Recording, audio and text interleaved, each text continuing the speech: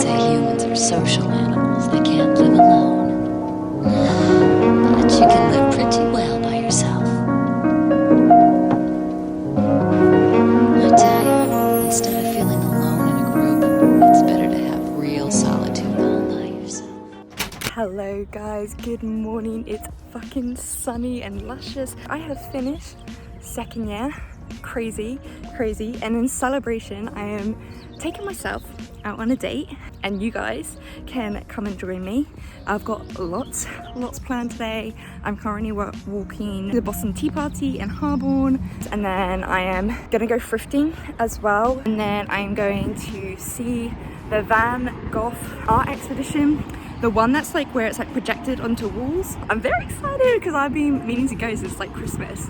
Obviously everything's shut, but the main reason why I wanted to make this video is because I want to talk about like being content with your own company and like being content with not having any other relationships, like your relationship with yourself being the most important. In other words, being like fine being single, but I don't like the word single anymore because it implies like you're waiting for a relationship to come around. I realized to my friends that are watching this that they're gonna be like, Sophie, that's a little bit hypocritical. At least once a day you say you want a girlfriend, which is true. I do want a girlfriend, but like it's not something I desperately want or need. It'll be nice, but I'm not concerned about actively seeking a relationship or actively looking for one. And in fact, if for some chance something does happen and I do like get on track onto getting a relationship, I would probably say no, because the other day I had a zing moment when I realized actually I don't want a relationship at the moment. I'm very content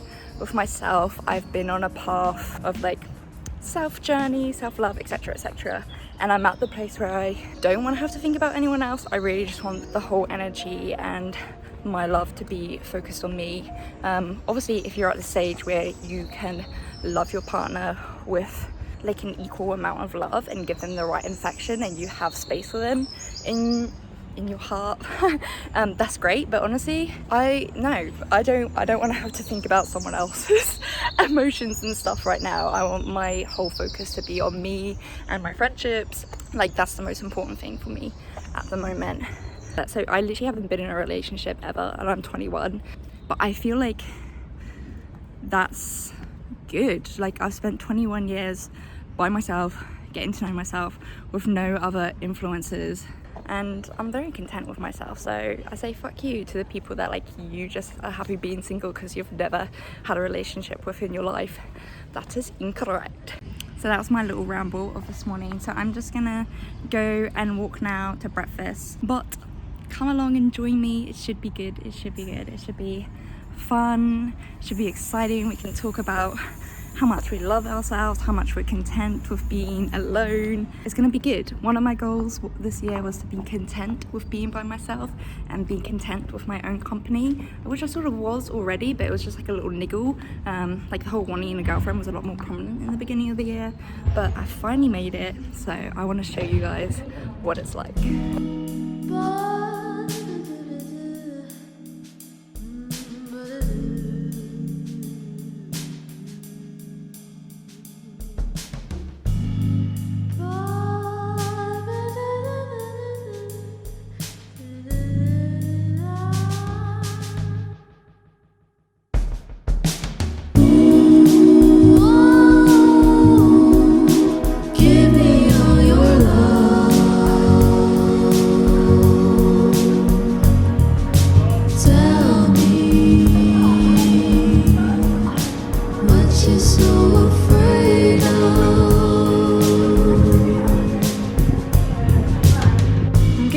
My best to tell you how I feel, and I wanna show you what I have is real, but I just can't figure out what you want me to do.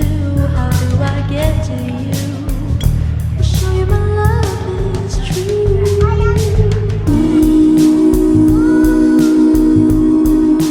Give me all your love.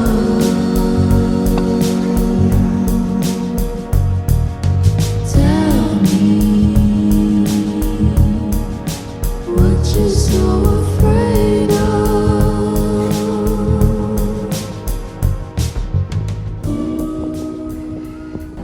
finished breakfast and now I am on my way to the train. When I started spending time by myself, like actively going out and doing things by myself, I was about 15, I want to say. I think it was like around the same time I started earning my own money, because I remember I was like 15 and I was really into Bookstagram at the moment, and I went to Yelk in London. It was terrifying.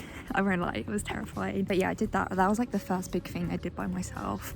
When I realized like I enjoyed my own company, that's when I started actively doing things. So in sixth form, my favorite thing to do was like during my free periods, leave school and like walk up to town and go to a cafe and do some studying. And then branching off from school things, I started to do things for myself. So I used to go out for days in London and like go look around the museums and the art galleries. And then obviously the biggest game changer was taking my year out and traveling. So I went to Paris by myself, so solo traveling. So for like the first 2 weeks I was in a different country. I was taking myself out obviously because I was solo traveling, and that like completely changed my perception. It was like the first time I had properly been alone, doing my own things, doing my own schedules, and it wasn't like I had moved to university, so I had to do it. Like I was actively choosing to spend time with myself. But I had so much fun, like putting on my music, walking up and down Paris. I walked so much on that trip, like going to the art galleries and stuff, going to the famous sightseeing and journaling and sitting at a cafe on the busy road. It was just so nice because one of my teachers, my favorite teacher ever, my classics teacher, she was like, the saddest but best thing about solo traveling is only you know what that experience is. Only you can really like know what it's like you can tell people what it was like to travel by yourself, but no one really knows how you felt or what that feeling is like. So I went into Paris with that mindset, and it made like my memories a lot more special. And then obviously at university I just come to value myself a bit more and spending time a bit more, and thinking about the future, thinking about graduation, like next year. I'm so excited to live by myself. I'm so excited just to go and make plans and have it revolve around no one but myself. I'm so excited to see myself like get older and the plans I choose to do with myself. Like I'm just very excited. So I think like being content with yourself is a process, but it's like gone from me taking like solo study dates to solo dates to traveling alone to realizing like, oh yeah, I'm so excited. I watched a TikTok a few months ago, and it was this old woman and she was like living alone, and she was like, you can have relationships with your best friend is going to be yourself. Like you're always going to be with yourself throughout this whole like lifetime, so you need to learn how to value and be content being by yourself. And she was like, I've been alone for like 20 years, had like on and off partners, but my main relationship has been with myself. And that just changed me. Like I was like, yeah, I want to get to 60 and I want to feel like I've had lots of friendships and had lots of relationships, but I also want to be very content with my relationship with myself. So yeah, I don't know, something shifted. It's taken a while, but something shifted over the last like half of the year, where I realized like actually I don't want to be with anyone and I'm very content with being by myself. I've just stopped outside of the hospital because I'm going to put my mask on before I go and walk through the hospital grounds. But yeah, that's my journey on being content with myself. I am now going to go into town and go and look around the thrift shops and go to the Van Gogh museum. It should be good. It's a beautiful day. It's a beautiful day.